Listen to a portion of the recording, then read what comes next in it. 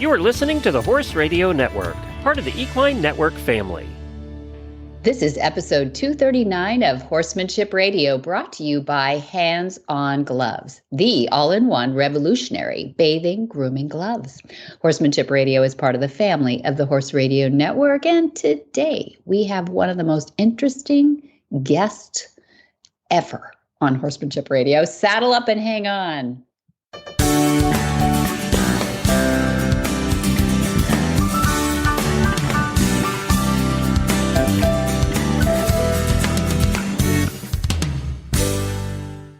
This is Debbie Laux, and you're listening to Horsemanship Radio. Thanks for joining us. Horsemanship Radio airs on the 1st and the 15th of the month, and I have my producer, Jen, back with me today. Hi, Jen. How are you? Greetings. I can't wait to hear these interviews. You recorded them all on your own, Little Miss Independent Podcaster. Yep. So I haven't heard them yet. So you just got back from a pretty epic road trip. Tell us where you were and why you went there. So cool. I was very far away and it was in Barretos. It's Barretos, Barretos, Brazil, which is fly all the way down to Sao Paulo and then drive 5 hours north from there. And there we are at the biggest rodeo and horse event probably in the world, Jen. Really? It is huge. It's 500 acres. We'll start there. I have no idea. I know there's at least 3,000 animals on the property at any one time because I interviewed the head veterinarian who's been there for eons. I don't know. It's an interestingly run by a board, almost like generational organization. Very interesting, very cool, very devoted to the animal and agriculture. It's very steeped in the agriculture of Brazil, and they love their animals and they love their people. I mean, it's a big love fest for agriculture down there, and we just had so much fun. So Dad was invited to come and demonstrate.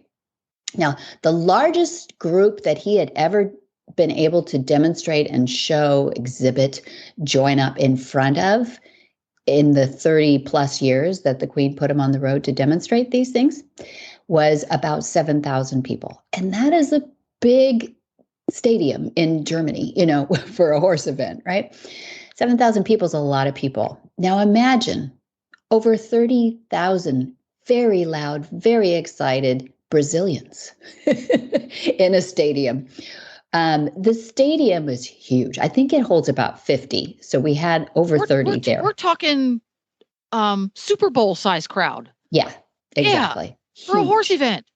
And they're as excited and respectful as they are of animals, because that's what they're there for. They can't really be quiet. It's very hard to pick up an audience. And Dad has a wild horse. I am not going to spoil the whole story because I got to have him on to give the blow by blow. We do have it on video. We will post it on YouTube and so that everybody can watch it. But it is the most unbelievable set of circumstances and miracles that you would ever hear, possibly ever.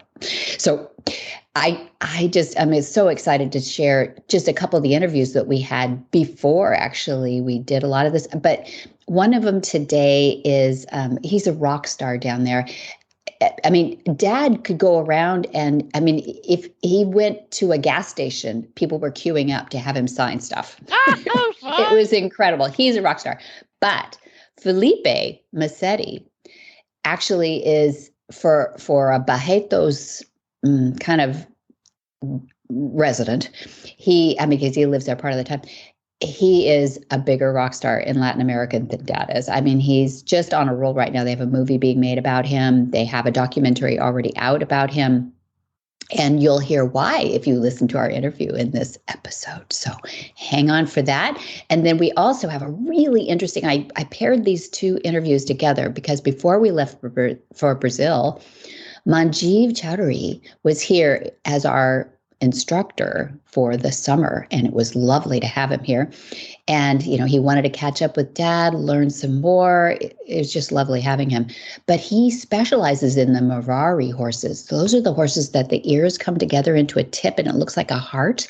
Mm-hmm. They're lovely. And he breeds them, trains them, also involved in the thoroughbred industry in India. And he's making a huge difference in India on so many levels. And so I sat down over a dining room table with Dad and the microphone and Manjeev just to hear this wisdom, because Manjeev would really like to get Dad to India. And Dad's like, at 88, he's like, hurry up. So, so both of those interviews are spectacular. I can't wait for everybody to hear. Yeah. And speaking of spectacular, we have a spectacular title sponsor on Horsemanship Radio. We thank them because we couldn't do it without them. Hands On Gloves are a spectacular way to groom your horses, your dogs, your cats. If you have show cattle, they will appreciate it too. Brings out the best in their coat. So let's hear from them, and when we will get back to our guests. Well, I'm sitting here today with Jay Michelson of Hands On Gloves. And we were talking today about the horse that has sensitive skin, or the animal that has sensitive skin, Jay. And I wanted you to help me address that a little bit. I know you've got some features to your products, but I know you know more about it than I do. So what do you do? What do you say to the owner that has somebody with sensitive skin? Our gloves are made from surgical grade nitrile.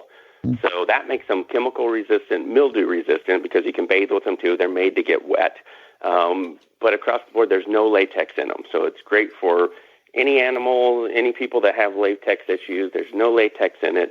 They're just your hands. And if you have a thin-skinned horse or dog, they're cats, other animals. There are many animals that don't like to be touched in certain areas.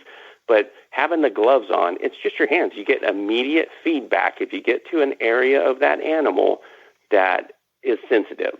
And you can apply less pressure in those areas, and you can apply more pressure in the other areas. We have professional grooms that work from us. They groom for Olympians across the board, and these guys are phenomenal. And they did a study on mainly thoroughbreds, thin-skinned thoroughbreds, and they found out that most people are grooming too light. Oh, interesting. They're tickling the horses, and went in and applied just a little more pressure, and the horses loved it.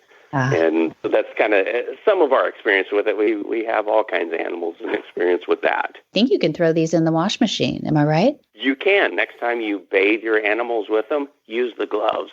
A little bit of soap suds up all the way. And what we do after we bathe our animals with them, we rinse them off, hang them out to dry, and they go back to new. You can throw them in the washing machine. Just don't put them in the dryer. And just throw them in the washing machine, hang them out to dry, and they go back to new.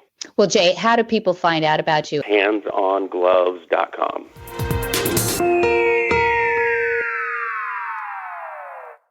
Manjeev became a certified Monty Roberts instructor in 2019, becoming the first and currently only Monty Roberts instructor in the whole of Asia.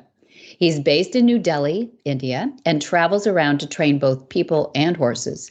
He's a keen polo player and is also involved in working with polo horses, and has been applying the Monty Roberts methods to facilitate converting ex-race horses, as well as the local indigenous breed, the Marwari horse, into playing polo. His focus is pre-starting young thoroughbred horses using join-up and other Monty Roberts methods before they head to the racetrack, a concept that is completely new in India. He also focuses on training students and grooms and is offering courses in Monty's concepts.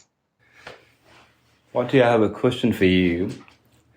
How did you come to know about Indian indigenous horses and the people, those who have horses, and what do you think about it?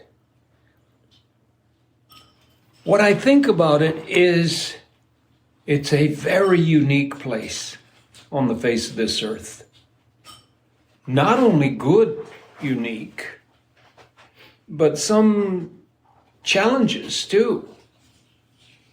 When I was very young, I had a teacher say, you have to get a good education and move away from what your family has done before. And you should study behavioral sciences. So I studied behavioral sciences, not just behavior of horses, but behavior of people too, and other animals.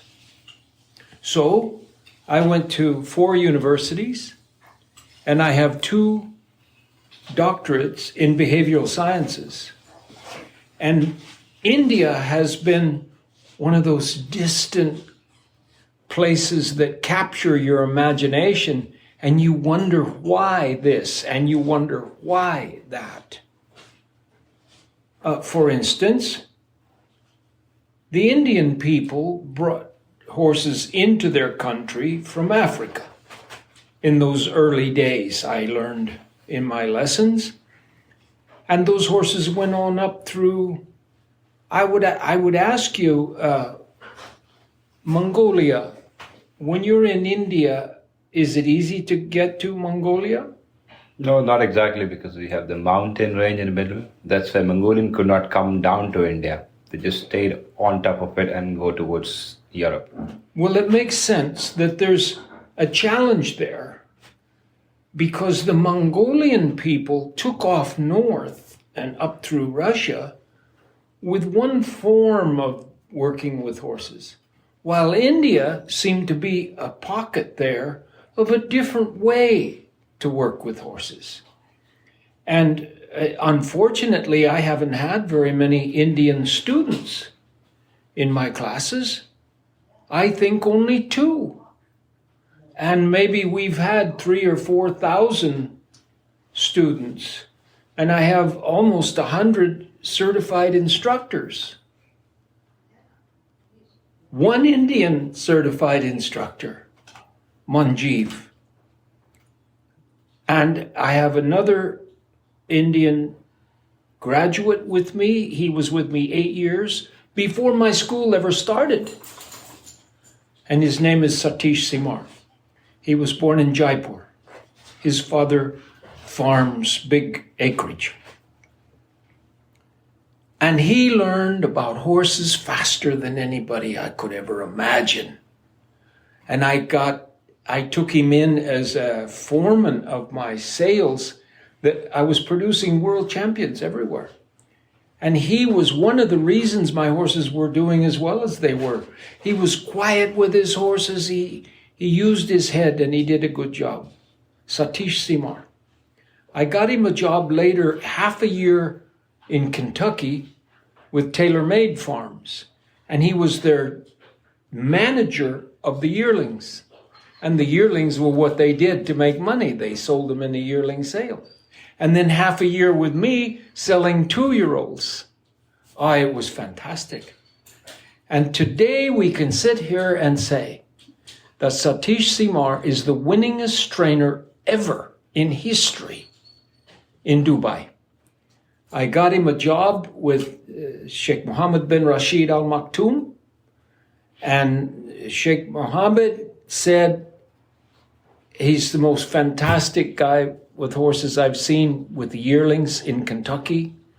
And I want to sit down with him and I want to give him a job. Well, that was wonderful. I didn't want to keep him just for being selfish.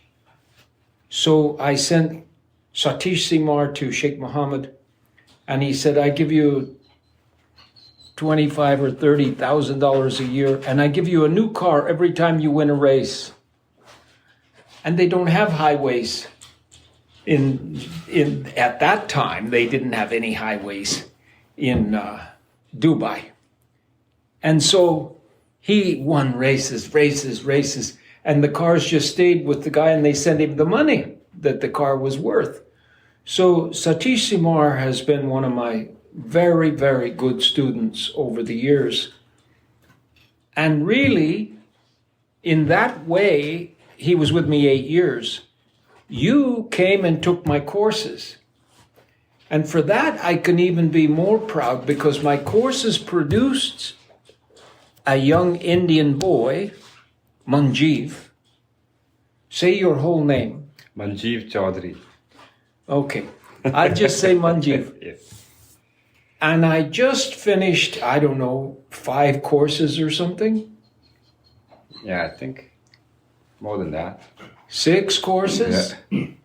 Just finished 6 courses here with Manjeev teaching them.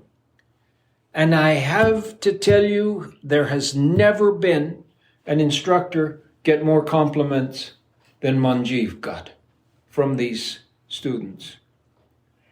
So I know this is for a magazine. I know that the magazine is the name of the breed, Marwari. Marwari horses. My wife has a sculpture that she did for Satish Simar, Marwari horses, Yes. because Satish Simar breeds Yes. Marwari horses in India while he works for Sheikh Mohammed. And now he's retired as a trainer, and he only goes to sales to recommend horses for people. That's how he makes a living now. But I have to say that two of my most favorite students both came from India, and I only have two. So what is happening with India? Well, they took their horses in, and they did with their horses kind of in a pocket. They didn't go up through Russia and out through the Scandinavian countries, and they didn't have a lot of competition. They have their horses because they love their horses. And they breed the horses for what they love to see. And these horses that came with their ears really close together like that apparently caught their attention, and that's the Marwari horse. And Satish loves his Marwari horses. And they're a little bit showing Arabian tendencies. Yes. And they're a little bit showing thoroughbred tendencies. But they are an unusual horse all on their own. Yes. They're significantly different from any other breed. Not just in the looks of them, but in the way they think as well. And I learned about the travel of horses through my doctorates in behavioral sciences about India, and how India was a simple little pocket, not little, it's a big country, but a pocket off of the track of the horse that came north from Africa. And they did their own thing with that horse. And they got them jumping, because it's a natural tendency for horses to do. They didn't do some of the things, not so much racing, but more human connection with the horses. And the Marwari horses are a mixture of the Arabian tendencies and the thoroughbred tendencies and the warm blood tendencies, where they will jump. Yes. And they have more bone than most of the thoroughbreds do. They're a stronger horse than most of the thoroughbreds. And I never owned one. I never owned a Marwari horse. I don't know if we've had a Marwari on this place. But I studied them. And I know that they are not typical. They are unusual horses. And if you are the type of person that loves to do these kind of side things with a horse, and that you want to have a personal connection with that horse, the Marwari horses stand alone. The thoroughbred horses will kick you in the head and run away. And the Arabian horses, they'll jump up and down and go jittery on you. And I don't want to just put them down because we're talking to Marwari people. I don't want to put those other breeds down. But the Marwari horse is an unusual breed. And when you like them, you love them. And I can see that from the outside, never having owned one at all. But I have studied every breed of horses. One of the things that Queen Elizabeth II did for me was the first thing she gave me 23 thoroughbreds and warm bloods. 23 untouched horses. She wanted to watch them take their first saddle and their first rider. And when there was criticism, and they said, oh, it's a trick, people said, really? So she said, go get some of those big drum horses. They carry the big kettle drums. Yes. And they generally get bred in Holland or somewhere like that, especially for the royal family. It's unbelievable. If it has 4 legs and it whinnies, I'm in love with it. I love horses. And when they brought me one of these big drum horses, they brought him to me because they thought he was chasing the people out of the round pen with anger.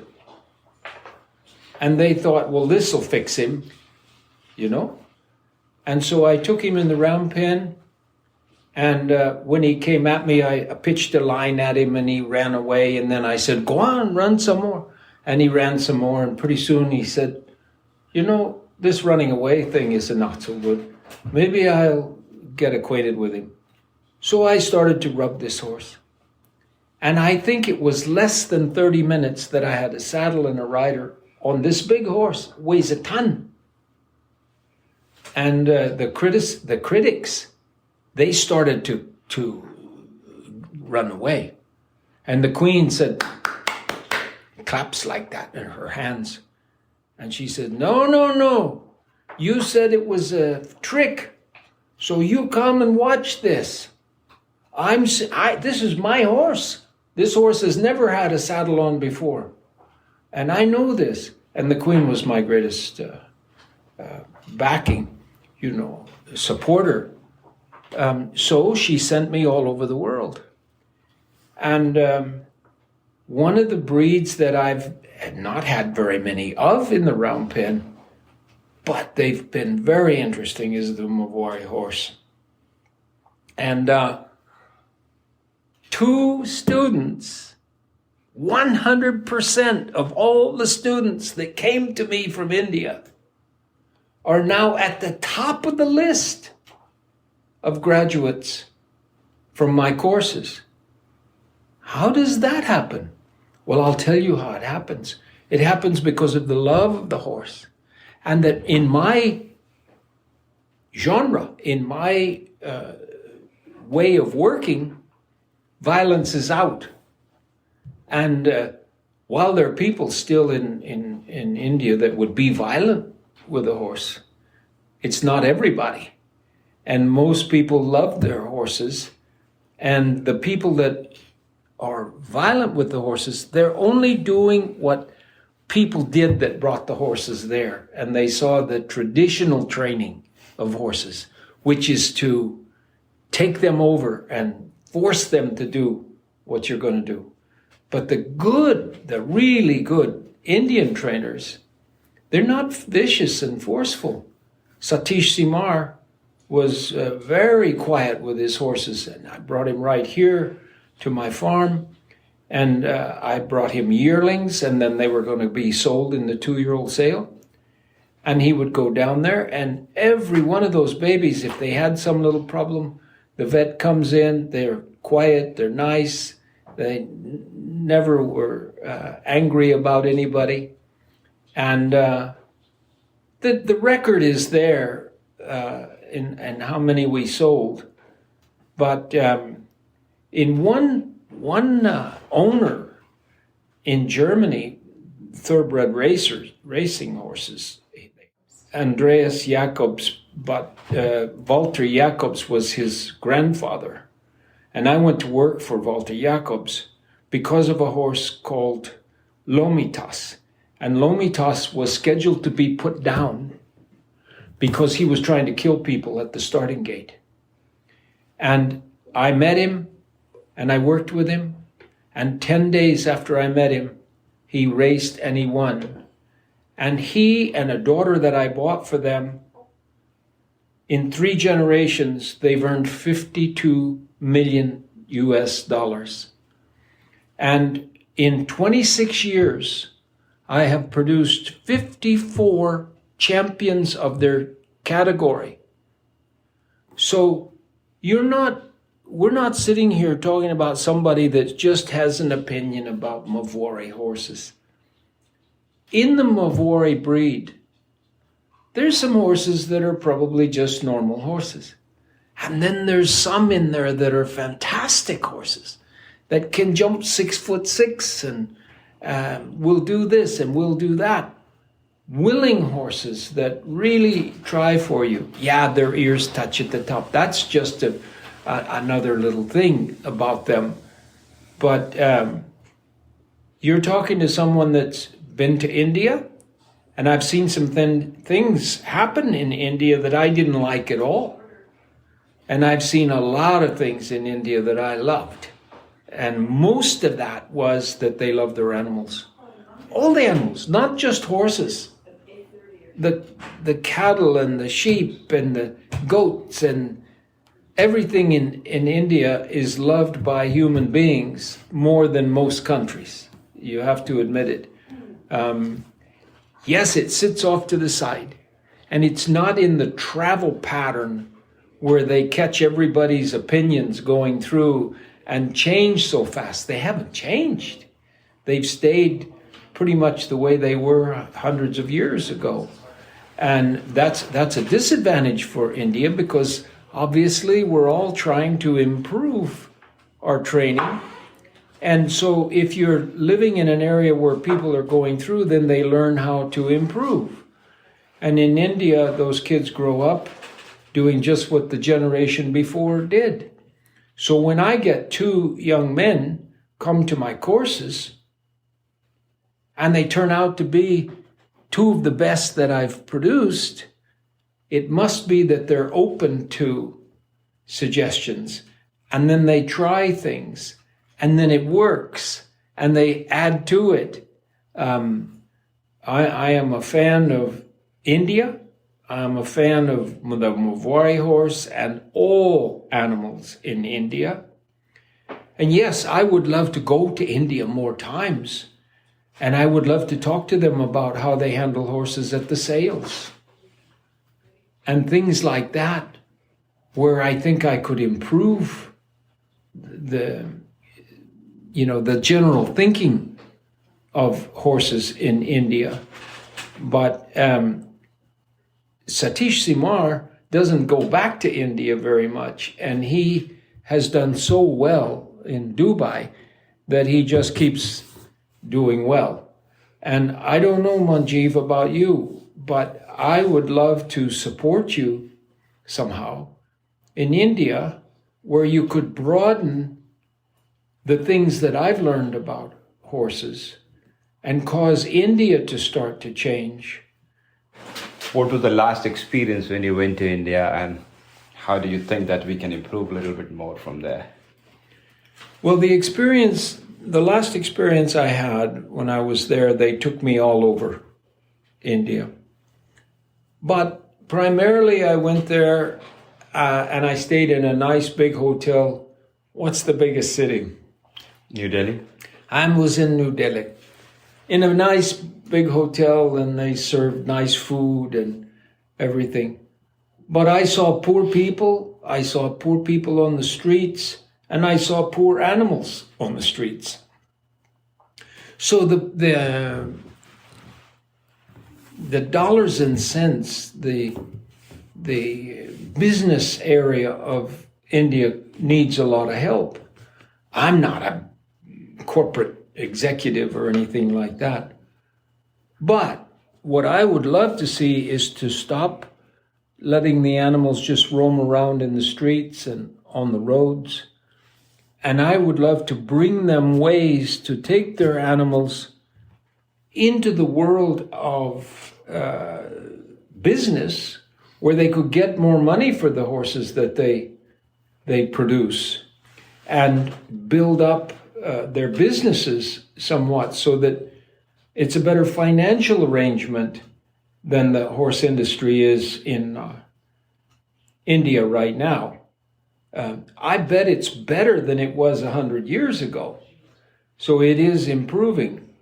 When Satish first came to the United States, he came because he loved horses. And they put him in some universities, and he was just clicking off those courses. They would give him something to read, and then they would take a test, and he would get all the answers. And then when he came to me, I witnessed somebody that was a real thinker.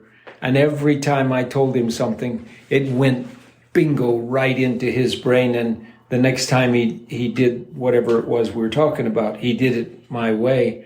India is a very special place for horses, and not very many people know that. That's true.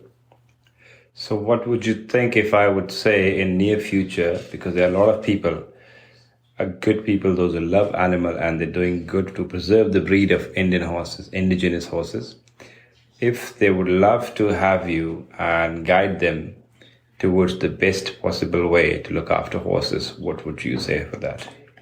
What I would think about that is that you have waited until I'm 88 years old. And yeah, India has waited. I was only there one time when the Queen was sending me to different places. And now it's not easy, but I'm going tomorrow night, Day after. to Brazil. And Brazil is another place that's kind of in a pocket off by itself. And there's a lot of violence toward the horses in Brazil. And I'm going to the largest rodeo in the world there.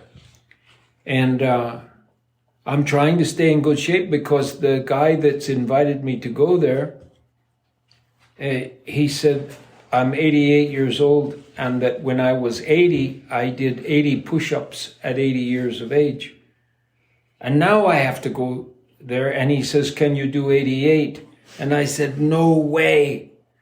But I take up a challenge, and I guess it's been 2 months or 2.5 months, something like that. And yesterday, 100. Yesterday I did 102 and then 100. Yes. And I know I can do 88 now. And that's, there's nothing terribly smart about that. It's just that if you want something bad enough, you can do it. And I would love to see India become more aware of the non-violent ways of training horses. I would love to see that. When I go to Brazil, they've already seen me there 2 or 3 times. And one time they said they were going to put me in jail because I said that the way the Brazilian people did it was not kind to the horses. And they said that I was lying to them, that they're always kind to the horses. Well, their traditional horsemanship is not kind.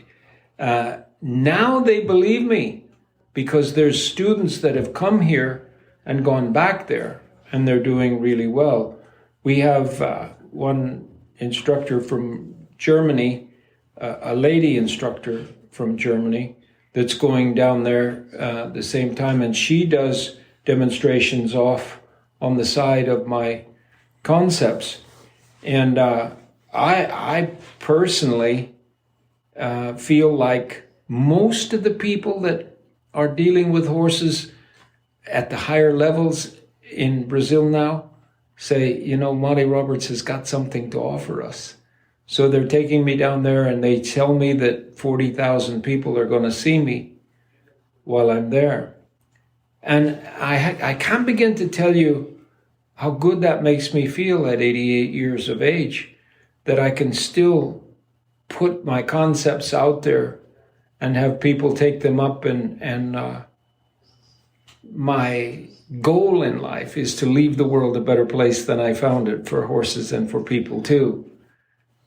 And what better way than to have 40,000 people see me work with horses and then see that it works and maybe go a little less violent with the way they've been training. So Brazil and India have a lot in common. Wouldn't it be nice if the Marwari business head group of people, committee, would send promising young Indians to our school and go through these courses that you went through? If they would come out like you and Satish Simar, it would change India overnight.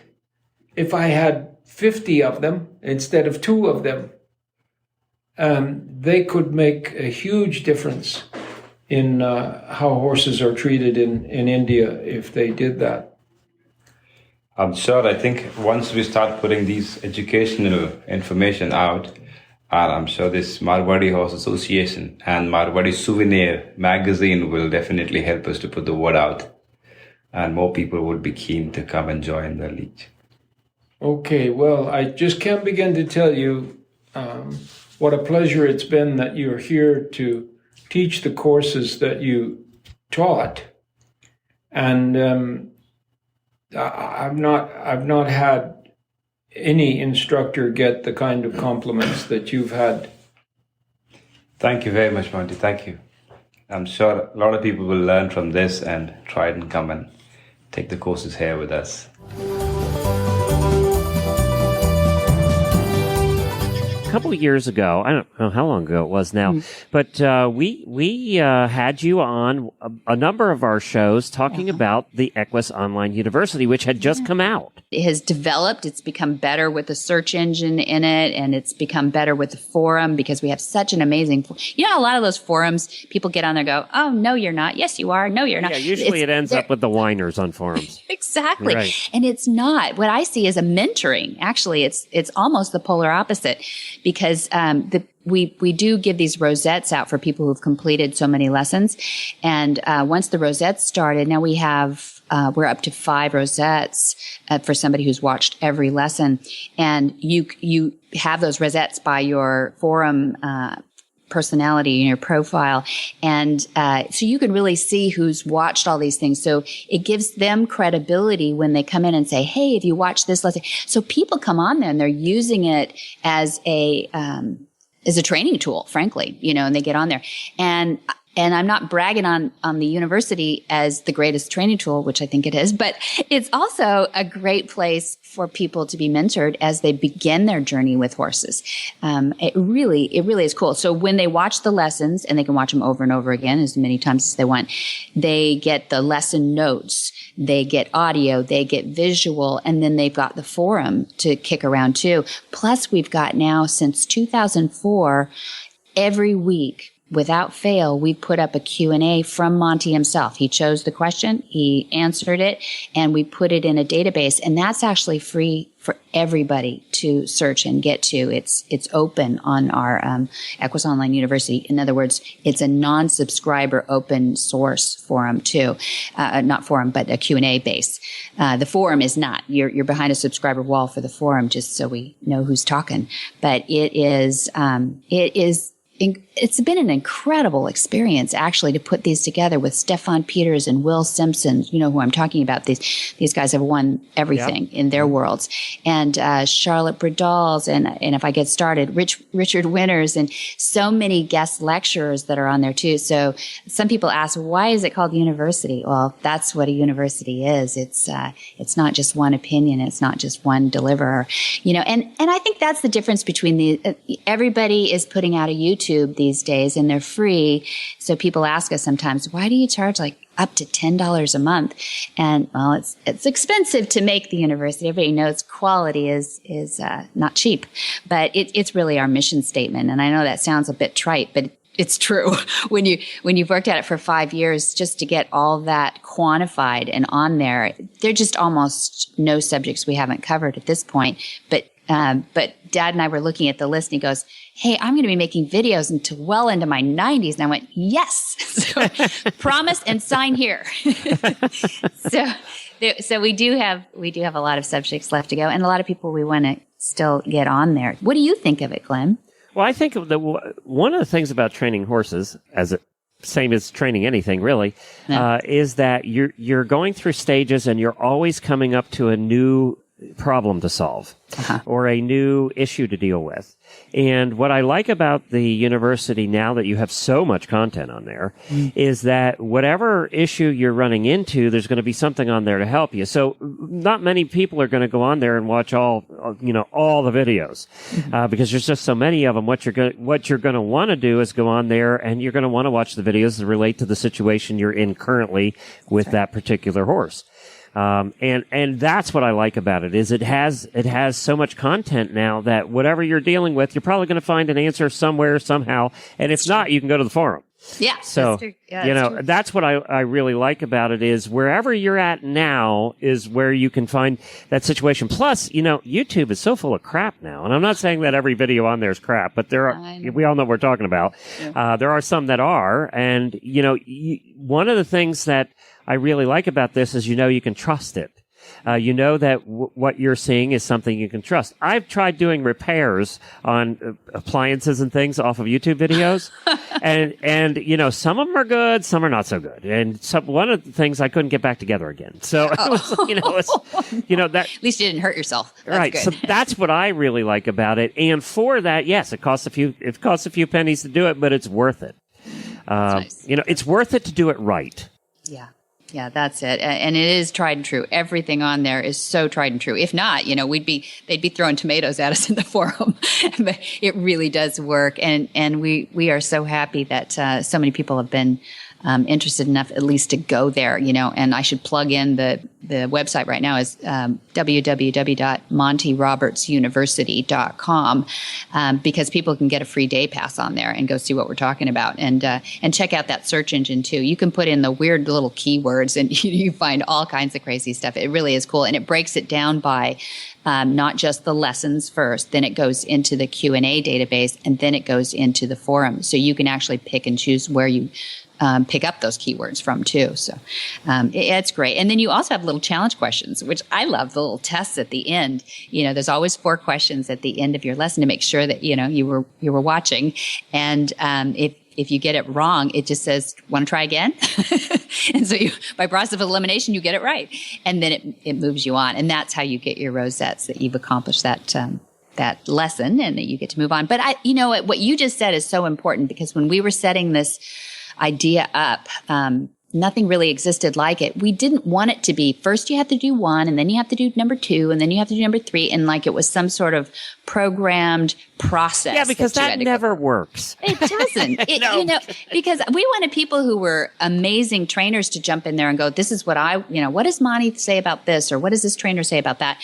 And they could be at a world-class level, or it could be a very beginner saying, where do I start first? And you can just go down the lessons if you want.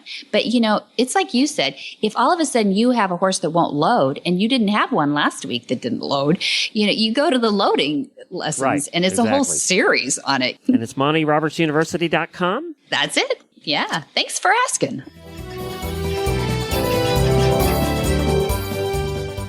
When Filipe Masetti leaves his adoptive home of Canada, the aspiring journalist sets out on an epic quest to ride from Calgary to his family's home in Brazil, and later beyond, entirely on horseback. We're in Barreto at the rodeo, the huge rodeo, the biggest one I've ever been to for sure. Dad was seen by 30,000 people the other night, blew his mind.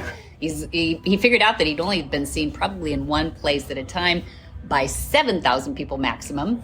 So 30,000 was big, but everything's big, including your story, Filipe. It's a huge story. Yeah. And now it's going to be a movie. Yes. So I want to start back a little bit with your story without having to be too redundant for you, because you're a rock star around here, and you must have repeated that story 1,000 times. Yes. So you went almost 10,000 miles from Calgary, Canada, to where we're sitting right now in Barretos, Brazil, at the rodeo. And you have a story that inspires so many people because you didn't quit. Yes, I think maybe that's the biggest part of the story, but the part I like is that you were on horses. So that's why we're sitting here, because we have horses in common. Ma'am. Yeah. But you also talk about the people that you spent 2 years planning this journey. Yeah. And it is a journey. Yeah. But part of that planning was because of your journalism background, if I'm right. Yes. Yeah? Yep. And that you wanted to meet the people along the way and be a part of living fully mindful and present. Yep. And it was in your DNA. That's part I don't understand, but you'll have to help us with that. Yes. So tell me about why you were set out to talk to people. Is it just the journalism background and it got you took it into another level, or what happened? Well, so it was a dream. First of all, thank you so much for having me on here. It's such an honor to My be, pleasure. to be with your family. Your dad is a huge inspiration for a lot of horse people and like myself. So it's been so cool to get to spend the last few days with you guys here in Brazil, in Barretos, Brazil, and see him work in front of 30,000 people. It was so cool. So everything started with a book when I was a little kid. As you know, my dad used to read Chifley's Ride to me, the most epic travel story of the 20th century. Aim Chifley saddles 2 Creole horses in Buenos Aires, Argentina. Manjeev Chaudhary are the name of the horses. And against all odds, makes it to the U.S., welcomed like a hero, and writes this beautiful book called Chifley's Ride. Yeah. And my dad has always loved horses. He gave me the name Filipe because it means a friend of horses. And before I could walk with my own legs, I was atop of, a sorrel quarter horse with my dad, and watching him cut or rope and that's why I say it's in my DNA. I feel like everything's already written. I feel like there's a God, and I feel like everyone has their own journey, and this was mine. And it was just, everything led me to this moment where either I went on this long ride or I did nothing. And the journalism was just a way to, it was destiny as well. Like, I was like, okay, so, my dad used to read me the story. I used to dream about it when I was a kid. I continued with the horses. I learned how to shoe horses. And then all of a sudden I'm studying journalism, and I'm in my last year. And I'm like, can you imagine if I lived this dream like Chifley did, but I also documented it all with a camera and shot a documentary and told people stories. And in reading that book, I could see the power of traveling at 3 miles an hour, 20 miles a day. Like, you don't miss anything. Yeah. And the horses require you to enter people's homes. When you travel on a plane, you miss everything. Right. When you travel in a car, you do 1,000 miles a day, or 800 miles a day. On a motorcycle, a bicycle, you can do 50 to 60 to 100 miles a day, and you don't need to feed that bike. You don't need water for that bicycle. You lay it down at the end of the day, pitch your tent or get a hotel room. Right. But with the horse, you need water, you need hay, you need grain, you need a safe place for them to sleep.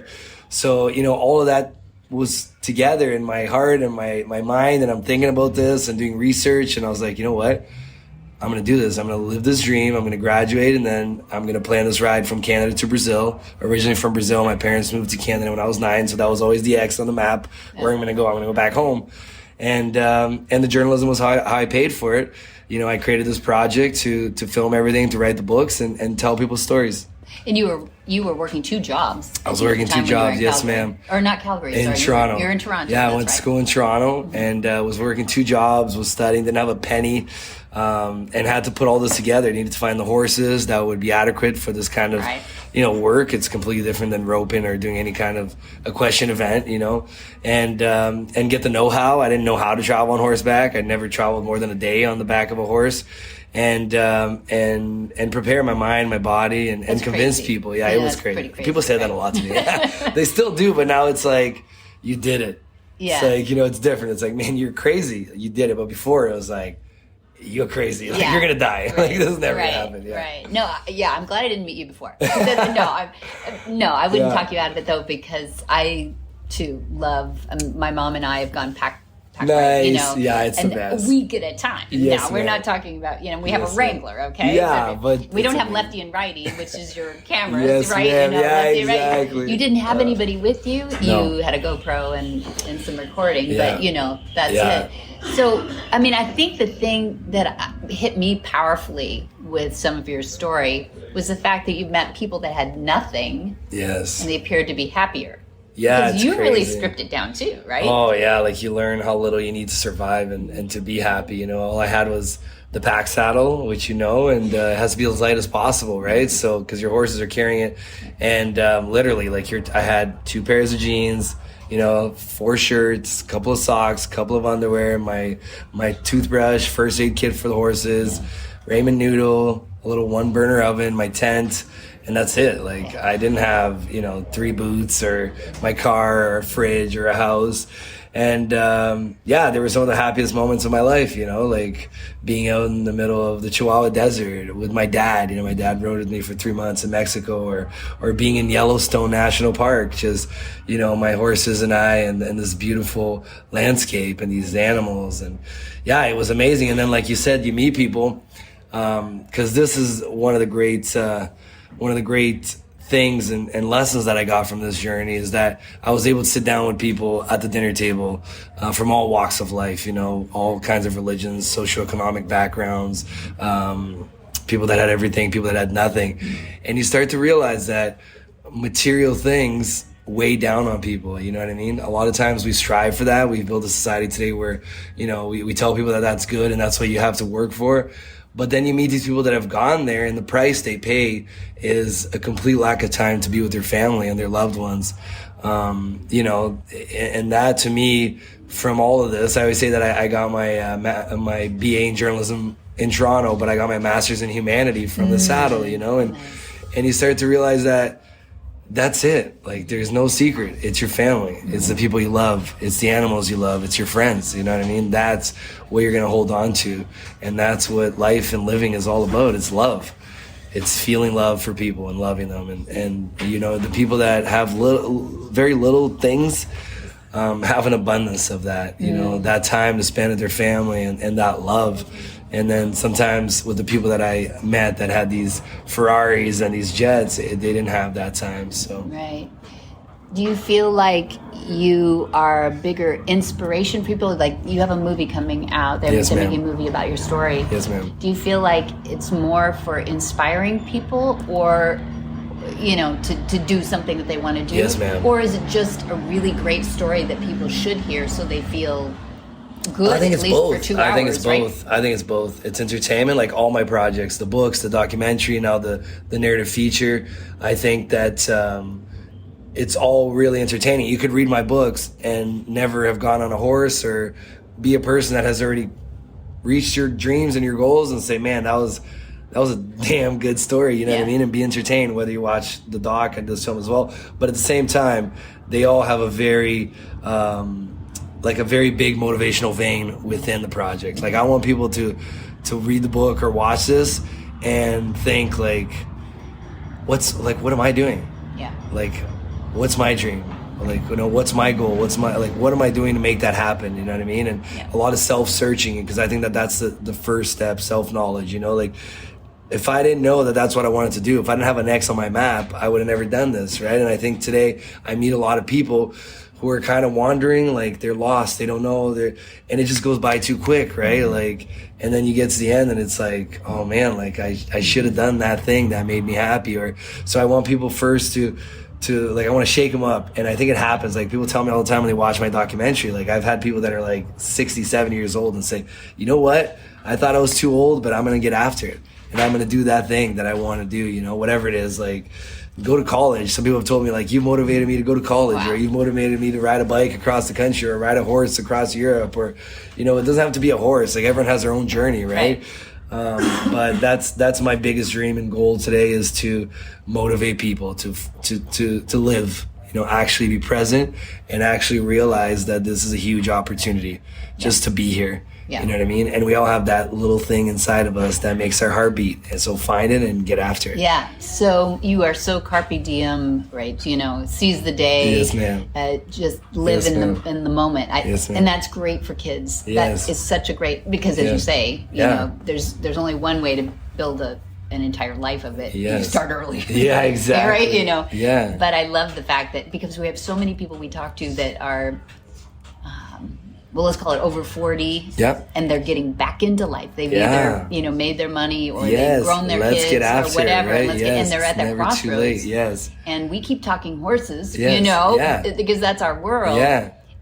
But a lot of it for them is confidence building, bravery to do something they felt completely comfortable doing as a kid, but now they're not sure about it anymore. Like, what happened to that freedom feeling, Yes. And so I think you inspire a lot of people, just because you didn't ride a horse for more than one day, and then you do for, Yes, ma'am. more than a year. Yes, so, ma'am. 10,000 miles. Yeah. How many encounters with medical issues? I know that one of the horses got hit at one point. Yeah. And, where did you, not only just the one foot in front of the other, what were some of the things that really did want to make you quit? Yeah, so it was just, this is the hardest thing you'll ever do with your life. It's just, horses. It's hard enough to take care of horses in a ranch where you have, a feed bucket and everything you need at an arm's reach. But that's the hardest part. I love horses and they're like my kids, right? They become an extension of your body. I love to chew quarter horses, Frenchie and Bruiser. They were donated from 2 ranches in Montana, Stan Weaver and Copper Spring Ranch, Brian Anderson. And then when I got to New Mexico, Texas, I was given a third horse, a Mustang, by the Taos Pueblo indigenous people, and Karen Hardy, a great American trainer who became like a mom to me. People always adopt you. And those 3 horses, you become a herd. Like it's, and like I said, they're my kids. So the hardest part was always finding water for them, finding feed, keeping them safe. We had one horse get hit by a car, Frenchie, in Mexico, like you said, a truck. And thank God, like a miracle, the horse survived. We didn't have to put him down. I had to spend 1 month taking care of him. And eventually we were able to get him back to health and continue on. He's at my parents' ranch here in Brazil now. We retired him, 22 years old. Yeah. And I had one horse, Bruiser, colic in Central America. I had Dude, the Mustang, go into a cattle guard in Costa Rica.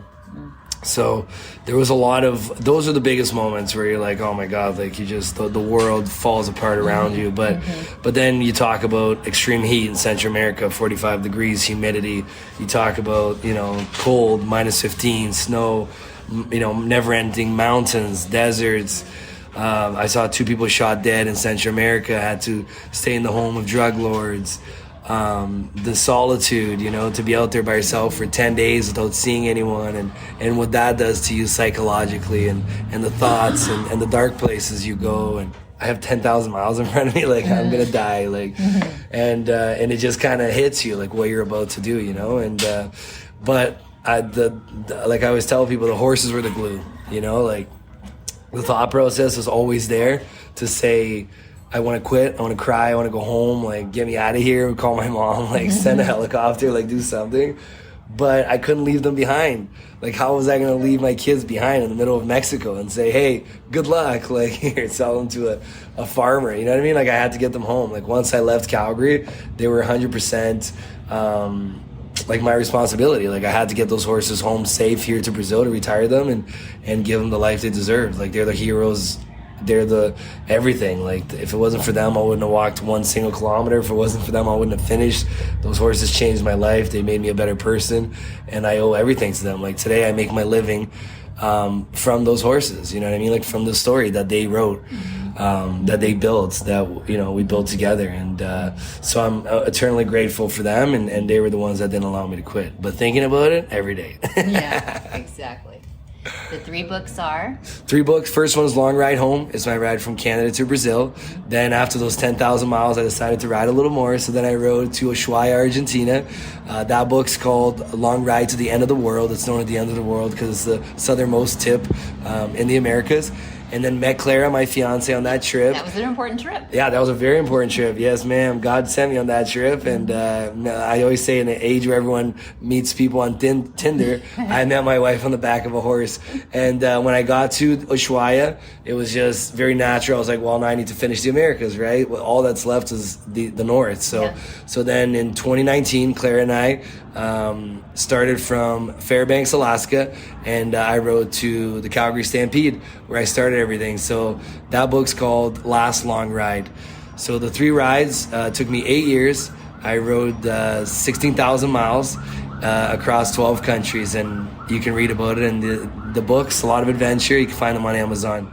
Yeah, and a website or anything? How do people... So easiest way is my Instagram, Filipe Masetti, Filipe Masetti. Or if you go on Amazon and just type in Long Ride Home, you'll find the first book, and then the other 3 will come up. Okay, fantastic. Yes, ma'am. So inspiring to meet you. So Thank you nice so to meet you. much. Glad you and Dad could meet. Oh, it was the best. It was a dream come true for me. So thank you guys for coming. It was just so cool to get to see him work. You know, the first day when we went to Valdo's Ranch, it was just, I had goosebumps all over. You know, it was just, I'm really glad I got to have that experience. It was awesome. Very nice to meet you too, and I hope we get to see you here or there or anywhere. Sure. I hope you can, if you come to California. Oh, I'm definitely gonna come bother you guys. Yes, ma'am. Yes, yeah, ma'am. now that I know you, I'm definitely. If I coming see a up. guy coming down the drive on a horse, You know who it is? I don't know. Yeah, exactly. You see those orange panniers? You know it's me. Thank you so much. Exactly. Thank you. Thank you, ma'am. Whisper the language of the herd. Listen, you don't have to say a word. It's time for Jamie Jennings to fetch an email from Monty Roberts' inbox and share a morsel of Monty's wisdom in a little segment we like to call Ask Monty. Leave this world a better place and learn the magic in the language of the herd. Episode 100. Dear Monty, do you still have Shy Boy? Where is he? I have read the Shy Boy book and seen both the films. It seems that you took Shy Boy home, but I wasn't clear. Did you release him again, or is he still a domesticated Mustang? I would be interested to know what he does for activity and how his health is. I can't remember his age, but since he's a bit of a hero for me, I would like to know more about his current status. Monty's answer. Shy Boy is at home on Flag Is Up Farms in Solvang, California. As the second DVD indicates, he came back to us and we took him home. That second DVD was made in 1998, while the first was in 1997. I've taken Shy Boy back to the wilderness several times in the past 8 years, and while we've had fun out there, it seems to me he has been quite happy to return home. The BLM records show that he was born in 1994 and captured in 1997 near Tonopah, Nevada. He is a wonderful little horse who loves people and especially children. Thank you for asking about him, as it gives me a chance to let everyone know that he is happy and fine. Shy Boy is active in the training program here at Flag Is Up. He often escorts young thoroughbreds to and from the racetrack and even assists in them learning about the starting gate and other procedures that tend to frighten the young race prospects. Occasionally, Shy Boy will be asked to assist the young Western cutting horses that are in training and seems to have a lot of fun with this activity. In the recent past, Shy Boy was even ridden by a young lady who was interested in dressage. While he will never be a competitive dressage horse, he did learn to move in a very attractive fashion under the dressage saddle and did not appear to be out of place even in this discipline, well removed from anything to which he was accustomed. Many of Shy Boy's fans will remember that he traveled extensively in the western part of the United States during the late 1990s and early 2000s. He was a presence at public television broadcasting studio while they aired his DVD as part of the PBS fundraiser. He was perfectly comfortable going into studios with lights, cameras, and many objects that would frighten an ordinary horse. Literally hundreds of millions of people, 1 million on site and the rest by TV, watched Shy Boy lead 5 other Mustangs down Colorado Boulevard in 2004 and 2005 Tournament of Roses parade in Pasadena, California on New Year's Day. He was a role model for the other horses and a perfect mount for my wife, Pat, who led our Mustang contingency while riding this wonderful partner of ours. At age 23, Shy Boy looks terrific, and to observe him at home at Flag Is Up, you would get the impression that he feels like he owns the place, and all the other horses residing here are simply meant to keep him company. Some nice people donated a special floor comfort stall for Shy Boy's stall. It is a cushy rubber mat, and with bedding over it, it's as though he's on a cloud. His days are spent either working or in an outsized paddock, and at night he's on his cloud. On our front gate, it says, "Visitors welcome," and we mean it. You can come and see Shy Boy anytime you want. For more of these insights into good horsemanship, go to MontyRoberts.com and click on the words Ask Monty at the bottom of the page. Where in the world is Monty Roberts? Monty is looking forward to meeting some new friends, 2-legged and 4-legged. The very end of September, we have the 29th to October 1, a Horsens and Healing. It's our 4th this year.